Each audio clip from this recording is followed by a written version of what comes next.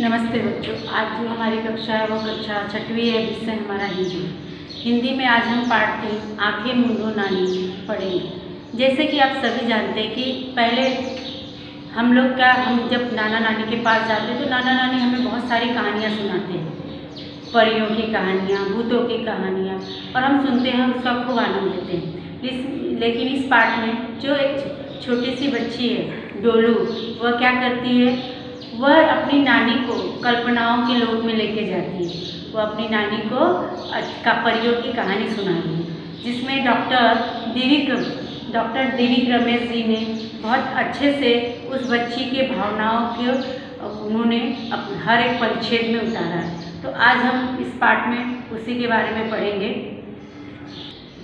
तो बच्चों आते हैं हम पाठ 3 है जो हमारी आंखें मूंदो नानी। इसके जो लेखक है वो डॉक्टर देविक रमेश जी हैं। तो उनका जन्म कब हुआ था देखते हैं। उनका जन्म 6 फरवरी 1946 किराड़ी, दिल्ली। परिचय उनका था, आपने बच्चों के भाव विश्व से संबंधित अनेक पुस्तकें लिखी। रचनाएं उनकी हैं बाल नाट्य, कविता संग्रह, काव्य नाट्य, बाल साहित्य और अनुदित रचनाएं। और प्रस्तुत कविता में बताया गया है कि छोटे छोटे बच्चे भी प्रतिभावान होते हैं, अर्थात वह अपनी कल्पनाओं से बहुत सारी चीज़ें कर सकते हैं और कल्पनाओं के लोक में वह हमें ले जा सकते हैं। कल्पना के पंख लगाकर वे भी ऊंची उड़ान भर सकते हैं। कल्पना के पंख लगाकर वे भी ऊंची उड़ान भर सकते हैं। तो आते ही हम देखते हैं इसमें जो परिच्छेद है उसमें हम क्या कहना चाह रहे हैं कवि डोलू के माध्यम से। डोलू ने हंसकर कहा, नानी आप चाहे तो मैं पहाड़ ला सकती हूँ। आप अगर बोले तो मैं क्या कर सकती हूँ, पहाड़ ला सकती हूँ। उसकी बात सुनकर नानी चौंकी, सोचने लगी। चौंकी यहाँ पे क्या होगा, चौंकी का अर्थ है चकित करना। सोचने लगी, अरे यह लड़की है कि तूफान, पता नहीं इसके दिमाग में क्या चल रहा है। फिर बोली, लेकिन कैसे, क्या तुम्हारी कोई परी दोस्त है जो मदद करेगी।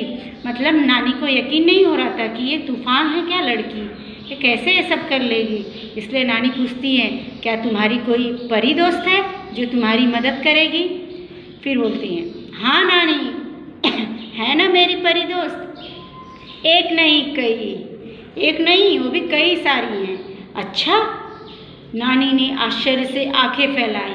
नानी ने क्या की, आश्चर्य से आंखें फैलाई। आंखें फैलाई आपका मुहावरा है, तो अर्थात आश्चर्य करना। फिर आते, पर तुम पर विश्वास कौन करेगा। नानी बोलती है, तुम पर विश्वास कौन करेगा, कंप्यूटर के इस ज़माने में किस तरह की बातें कर रही हो। मतलब ये ज़माना इतना आधुनिक है, कंप्यूटर का ज़माना है, और तुम्हारी इस बात पे कौन यकीन करेगा। नानी आप तो मेरी बात मानती ही नहीं, मुझे परियां अच्छी लगती हैं, वो मेरी दोस्त हैं। वो नानी को बोलती हैं, आप तो मेरी बात मान ही नहीं रही हो, लेकिन मुझे परियां क्या हैं, अच्छी लगती हैं और वो मेरी दोस्त हैं। अच्छा, क्या तुम्हारी परी पहाड़ उठा सकती है। नानी ने बात टालने की नीयत से पूछा। नीयत अर्थात भाव, नीयत अर्थात भाव या मनसा जो होती है उसको, अर्थात नानी को था कि यह बात टाल दे परियों वाली, इसीलिए उन्होंने कहा, क्या तुम्हारी परी पहाड़ उठा सकती है। नानी ने बात टालने की नीयत से पूछा। हाँ हाँ हाँ, तो पर परी तो कोमल होती है। परी क्या होती है, कोमल होती है, हो सकती है, पर उसमें ताकत बहुत है। वह नानी को बोलती है, पर उसमें ताकत बहुत है, वह बहुत कुछ कर सकती है। एक बार मैंने परी दोस्त से कहा कि धरती पर खड़ी खड़ी तारा छुओ। धरती पर खड़ी खड़ी क्या करना है, तारा छुओ।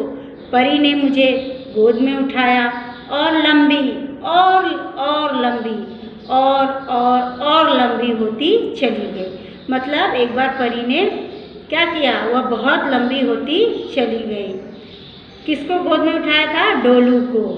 ये याद रखना आप। हम तारे के पास, मैंने तो खूब छुआ तारों को, उनके साथ खेली भी। उसने तारों को खूब छुआ और उनके साथ खेली भी। अर्थात दोस्त ने कहा कि धरती पर खड़ी खड़ी तारा छुओ। परी ने मुझे गोद में उठाया। क्या किया? परी ने उसे गोद में उठा लिया और लंबी होते चली गई और वह कहाँ पहुँच गई? तारों के पास। अब आते हैं यहाँ, देखिए, नानी को लगा कि कहीं डोलू की बात सच तो नहीं। नानी को क्या लगा? कहीं डोलू सच तो नहीं बोल रही है। पूछा, और क्या क्या था तारे पर? उन्होंने पूछा तारे पर और क्या क्या था।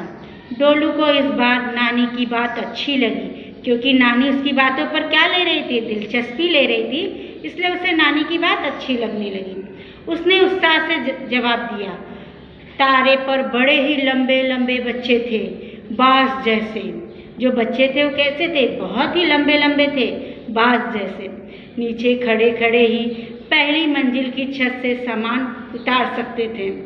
और नीचे खड़े खड़े ही पहली मंजिल की छत से क्या उतार सकते थे? सामान। इससे भी मज़ेदार बात यह है कि उनके माता पिता कद में बौने थे। बौने अर्थात छोटे कद के। बौने अर्थात छोटे कद के थे। तो उनके माता पिता क्या थे? छोटे कद के थे और बच्चे जो है वह बड़े कद के थे। नानी इस बात पर सचमुच चौंक गई थी। और नानी क्या हो गई थी? इस बात पर चौंक गई थी कि अरे, बच्चे बड़े बड़े और माता पिता छोटे। हाँ, मुझे भी अचरज हुआ था नानी। परी दोस्त ने बताया कि तारे की धरती और हमारी धरती में क्या है? अंतर है। तारे की धरती और हमारी धरती में अंतर है। तारे की धरती पर आयु बढ़ने के साथ कद छोटा होता है और धरती पर बड़ा। अर्थात जब नानी को आश्चर्य हुआ तब डोलू ने नानी को बताया कि जो तारे की धरती है उस पर क्या होता है? जैसे जैसे व्यक्ति बड़ा होते जाता है वैसे वैसे उसका जो कद है वो क्या होता है? छोटा होते जाता है। इसीलिए उनके माता पिता क्या होते हैं? छोटे कद वाले होते हैं। और क्या वह बोलती भी थी? तूने बात की? नानी ने पूछा। हाँ हाँ नानी, खूब बातें की, पर मैं आपको बताऊंगी नहीं। अरे, मैंने तो परी को नदी उठाकर आसमान में उड़ते भी देखा है।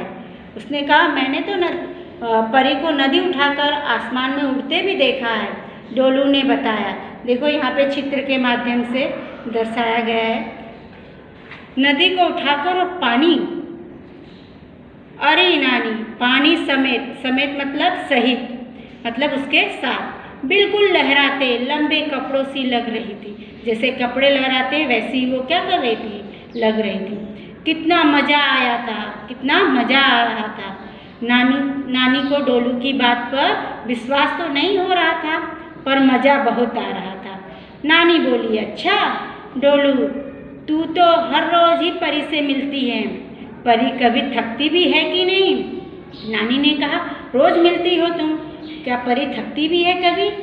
थकती है ना नानी, जब कोई इस पर विश्वास नहीं करता। अर्थात जब हम उस पर विश्वास नहीं करेंगे तो क्या हो जाती है? थक जाती है। जब कोई उससे उबाऊ बातें करता है, अर्थात जो बातें उसे पसंद न रहे, उसे उबाऊ बातें अगर करता है तो क्या हो जाती है? बहुत थक जाती है। इस प्रकार हम आज इतने परिच्छेद में यही पढ़ेंगे इस पाठ में। तो बच्चों, हमने अभी परिच्छेद में जितना पैराग्राफ मतलब जितना इस पाठ में अभी परिच्छेद पढ़ा हमने, उससे संबंधित जो प्रश्न है हम उसके बारे में जानकारी ले लेते हैं। और शब्दार्थ, आइए देखिए, जो शब्दार्थ है तो हमने अभी उसमें पढ़ते समय हमने पढ़ा चौंकना अर्थात चकित होना। दूसरा है तूफान अर्थात आफत। परी, परों से कल्पित स्त्री। आश्चर्य, ताज्जुब। नियत, भाव बोल सकते हैं, मनसा। उत्साह, उमंग। बौना, छोटे कद का। समेत, सहित। अविश्वास, विश्वास न होना। अविश्वास का मतलब होता है विश्वास न होना। ये सारे शब्दार्थ आए थे इस पैराग्राफ में जो अभी हमने पढ़े। अब आते हैं इसमें जो मुहावरे आए, उसमें देखिए, आंखें फैलाना मतलब आश्चर्य करना।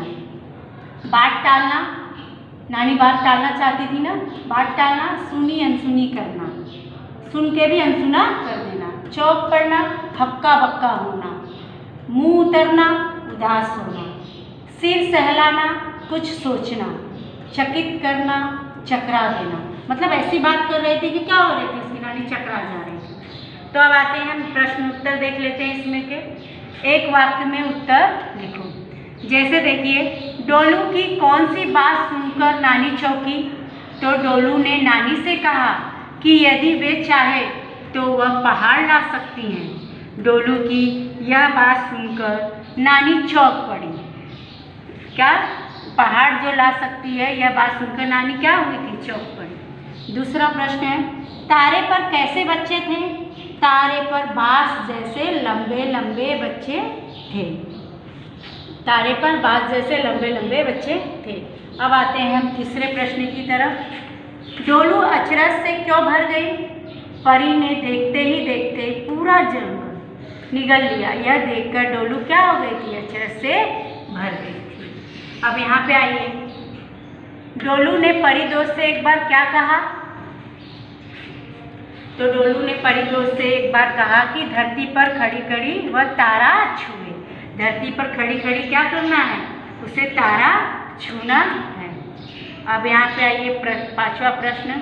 परी कब थक जाती है? जब कोई परी पर विश्वास नहीं करता और उससे उबाऊ बातें करता है तो परी क्या होती है? थक जाती है।